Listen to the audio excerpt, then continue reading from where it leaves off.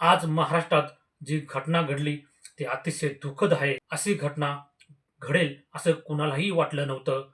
म्हणजेच आज Ajitdada Pawar deputy CM यांचं आज विमान अपघातामध्ये निधन झाले. त्यांचा विमानात प्रवास करत असताना त्या ठिकाणी अपघात झाला आणि त्या ठिकाणी विमानाने पेट घेतला आणि त्या ठिकाणी त्यांच्याबरोबर अनेक ते सोबत त्यांचे सहकारी होते, त्यांचाही त्या ठिकाणी मृत्यू झालेला आहे. आपण जरी सर्व त्यांचे राजकीय विरोधक, सरकारचे विरोधक असलो तरी म्हणतात ना, अशी वेळ शत्रूवर सुद्धा येऊ नये. म्हणून अतिशय दुःखद आणि अनपेक्षितपणे ही घटना घडलेली आहे. असे घडायला नको होते, पण ते घडून गेले. ते मागे घेता येत नाही.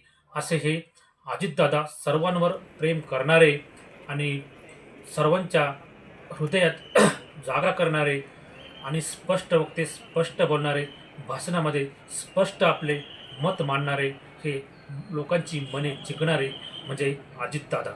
हे दादा आज सगळ्यांच्या मधून आज निघून गेलेले आहेत आणि तेही कायमचे. अजितदादा हे नेहमी कार्यरत आणि कर्तव्यदक्ष असायचे. म्हणून ते पंचायत समिती आणि जिल्हा परिषदच्या निवडणुका त्यांचा प्रचारादरम्यान अजितदादा पवार हे मुंबईहून बारामतीला आपल्या चार्टर्ड विमानाने येत असताना त्यांच्या विमानाला एक भयानक अपघात झाला आणि त्यातच त्यांचं निधन झालं. अतिशय हृदयद्रावक अशी घटना आज घडेल असं कुणालाही वाटलं नव्हतं.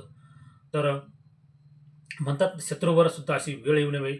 सर्व आपण राजकारण्यांवर, मंत्र्यांवर टीका करतो, परंतु अशी वेळ शत्रूवर सुद्धा येऊ नये असं म्हणतात आणि आम्हा सर्वांकडून दादांना भावपूर्ण श्रद्धांजली, श्रद्धांजली, श्रद्धांजली.